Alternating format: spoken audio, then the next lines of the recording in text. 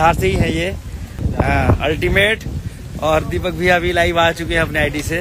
ये ना 15-16 करोड़ किस चीज में खर्चा हुआ है?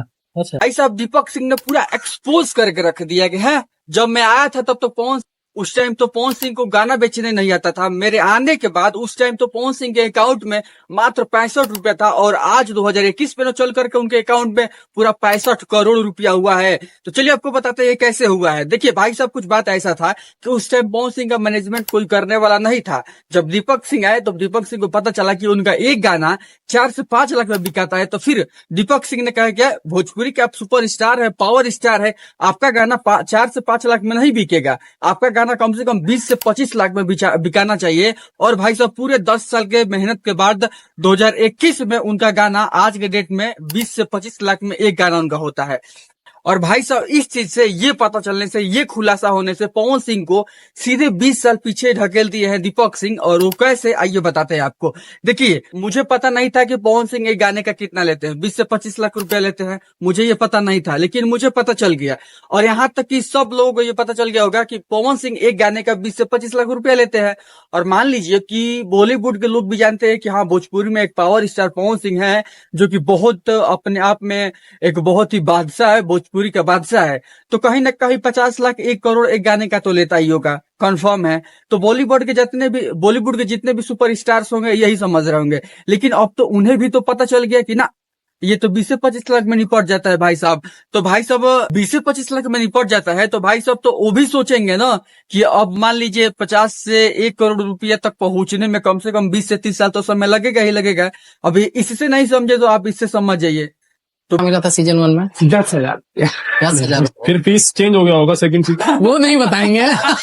भाई साहब उनको भोकाल टाइट करने का शौक नहीं था, वो क्यों नहीं बताए? सोशल मीडिया पे उन्होंने क्यों नहीं रखा? उसने इसलिए नहीं रखा कि अगर मैं बता दूंगा तो मेरा जो रेट है वो सबको पता चल जाएगा और भाई साहब जो आएगा मन वही करवा लेगा हमसे। तो जब कंफर्म नहीं रहता है जब पैसा का कंफर्म नहीं रहता है तो हमको किससे कितना लेना है ये हम पे डिपेंड करता है। हाँ तो बताइए ना 15-16 करोड़ किस चीज में खर्चा हुआ है? अच्छा, और भाई साहब ये कौन कह रहा है कि 10 से 15 करोड़ रुपए खर्चा हो गए? आइए दीपक हम बताते हैं। और दीपक सिंह का ये बताया हुआ है कि कितना रुपया कितना करोड़ चुनाव में खर्चा हुआ है। बहुत लोग हवा बना रहे हैं कि 10 से 15 रुपए खर्चा हो गया है। तो चलिए आपको हम दीपक सिंह से कंफर्म बता देते हैं कि आखिर कितना रुपया खर्चा हुआ है। तो भाई साहब पूरा खर्चा हुआ है 4 करोड़ 22 लाख 15,696 रुपया। तो भाई साहब पूरा चुनावी माहौल में इतना ही खर्चा हुआ है।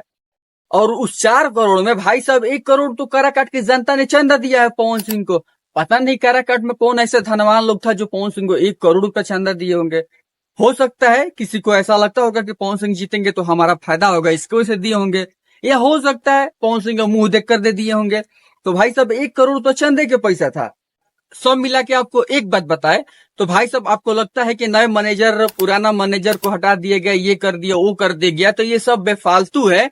ये एक तरह से समझ लीजिए तो आपको एक भ्रमित करने का कार्य किया जा रहा है। अगर ये सब अलग होते, बिहार से ही है ये अल्टीमेट। और दीपक भी अभी लाइव आ चुके हैं अपने आईडी से। ऑल सबको ही मजा ले रहा है स्पीच पे, मजे ले रहे हैं हम लोग। जीवन का यही असली आनंद है। हम लोग जहाँ जहाँ घूमे आज कैप्टन साहब के माध्यम से। तो भाई साहब बीच पे जा करके दीपक सिंह के मैनेजर और भाई साहब जो तबला बैकग्राउंड म्यूजिक जो बजाते हैं, क्या नाम है उनका, और वो जा करके मुंबई के बीच पे जा करके एंजॉय नहीं करते, देख सकते हैं। तो ठीक है, अभी भी आपको लगता है कि इधर उधर तो हो। देखिए भाई भोजपुरी इंडस्ट्री से किसी को हटाया नहीं जाता है, किसी को बुलाया नहीं जाता है, ठीक है। तो क्या बात है इस पे हम बाद में बात करेंगे, लेकिन अभी समझ लीजिए तो एक साथ दोनों मैनेजर जा करके मुंबई के बीच में कैसे एंजॉय कर सकते हैं? आपको क्या लगता है कमेंट में जरूर बताइएगा। और ये सब मामले को देख करके आपको क्या लगा कमेंट सेक्शन में जरूर बताइएगा।